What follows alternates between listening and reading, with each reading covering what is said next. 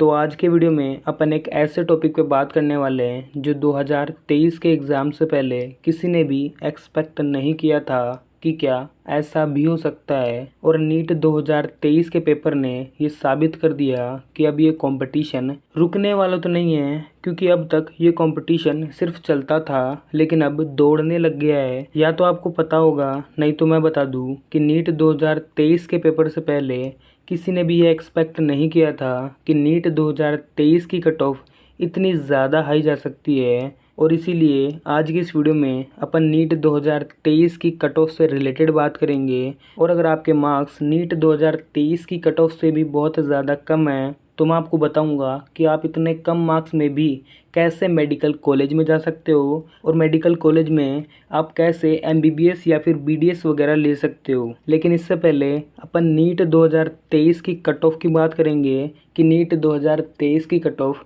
कितनी रहने वाली है। फिर अपन अपने मुद्दे पर आते हैं जिस पर अपन बात करने वाले हैं।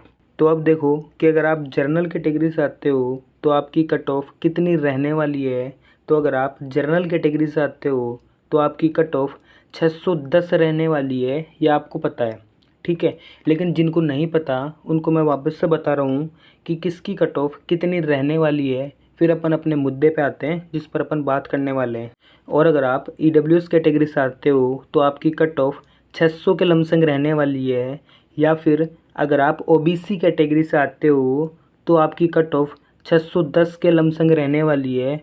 मैं आपको फिर से बोल रहा हूँ, मैं आपको ये कट ऑफ इसलिए बता रहा हूँ ताकि आप बाद में कंपैरिजन कर सको कि अपन कितने कम मार्क्स में एमबीबीएस या फिर बीडीएस में एक सीट आराम से ले सकते हैं। लेकिन अगर आप एसटी कैटेगरी से आते हो तो जो आपकी कट ऑफ है वो 450 तक जाने वाली है। अब अपन अपने टॉपिक पे आते हैं जिस पे अपन बात करने वाले थे कि अगर अपने मार्क्स इतने नहीं आते हैं तो अपन क्या करेंगे। मान लो अगर आप जनरल कैटेगरी से आते हो और आपके मार्क्स 610 नहीं आते हैं तो क्या आपको एमबीबीएस नहीं मिलेगा? ऐसा बिल्कुल भी नहीं हो सकता। ये बिल्कुल भी राइट नहीं है। रियलिटी क्या है वो मैं आपको बताता हूँ। मान लो आप जनरल कैटेगरी से आते हो और आपके मार्क्स 610 नहीं आते हैं, ठीक है। तो अगर आपके मार्क्स 585 से लेकर के 610 के बीच में आते हैं ना, तो भी आप आराम से एमबीबीएस में जा सकते हो। और अगर आपको बीडीएस लेना है ना तो आप और भी कम नंबर में आराम से मेडिकल कॉलेज में जा सकते हो। वो मैं बाद में बताऊंगा कि आप ये कैसे करोगे। फ़िलहाल आप ये क्राइटेरिया देख लो, उसके बाद अपन इस टॉपिक पे बात करेंगे, ठीक है। तो अगर आप ईडब्ल्यूएस कैटेगरी से भी आते हो और आपके मार्क्स इतने भी आते हैं तो भी आप आराम से एमबीबीएस में जा सकते हो। और अगर आपको बीडीएस चाहिए तो आप इससे कम मार्क्स में भी आराम से बीडीएस में जा सकते हो। और ओबीसी कैटेगरी का कुछ ये क्राइटेरिया रहने वाला है।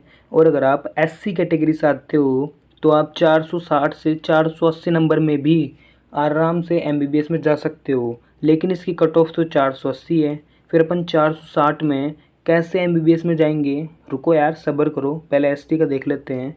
तो अगर आप एसटी कैटेगरी से आते हो और आपके मार्क्स 440 से लेकर के 450 तक आते हैं तो आप कैसे एमबीबीएस में जा सकते हो? बीडीएस के लिए तो कम मार्क्स चाहिए, वो अपने को पता है। मैं आपको बता दूं कि प्लेसमेंट के लिए राउंड 1 होता है, राउंड 2 होता है, मोपअप राउंड भी होता है।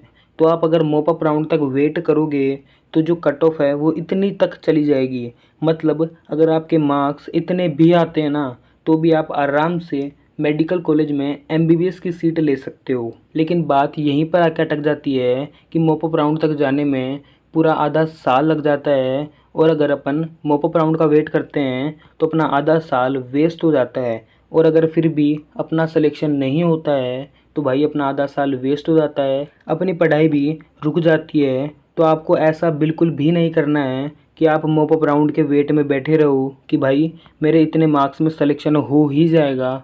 मान लो कि आपका सिलेक्शन नहीं होता है तो इसके लिए आपको पहले से प्रिपेयर रहना है। आपको जो टाइम मिलेगा आपको उसमें पढ़ते रहना है, अगले अटेम्प्ट के बारे में सोचते रहना है, उसको कैसे कंप्लीट करना है, उसमें कैसे पास होना है, कैसे उसमें सिलेक्शन लेना है। मॉपअप राउंड तक अगर आपको सीट मिलती है तो बढ़िया है, बहुत ज़्यादा बढ़िया है। लेकिन अगर ऐसा नहीं होता है, पहले से प्रिपेयर होगे, क्योंकि आपने खाली टाइम में पहले से ही नीट की अच्छे लेवल की तैयारी कर रखी है अगले अटेम्प्ट के लिए। तो अगर आप मॉपअप राउंड तक वेट करते हो तो आपका सिलेक्शन इतने मार्क्स में आराम से हो जाएगा। लेकिन फिर भी किसी बाई चांस नहीं होता है तो क्या होगा? आपका मॉपअप राउंड तक सिलेक्शन होता है तो ठीक है, लेकिन अगर नहीं होगा तो आप आराम से 610 तक स्कोर कर लोगे। क्योंकि अगर आपने इस बार इतना स्कोर किया है तो आप एक साल प्रिपरेशन करके इतने मार्क्स आराम से स्कोर कर लोगे और आराम से मेडिकल कॉलेज में एमबीबीएस की एक सीट ले लोगे। आई होप कि आपको सारी चीज़ें समझ में आई होगी। और फिलहाल मैं इस वीडियो को एंड करता हूँ। अभी के लिए बाय बाय।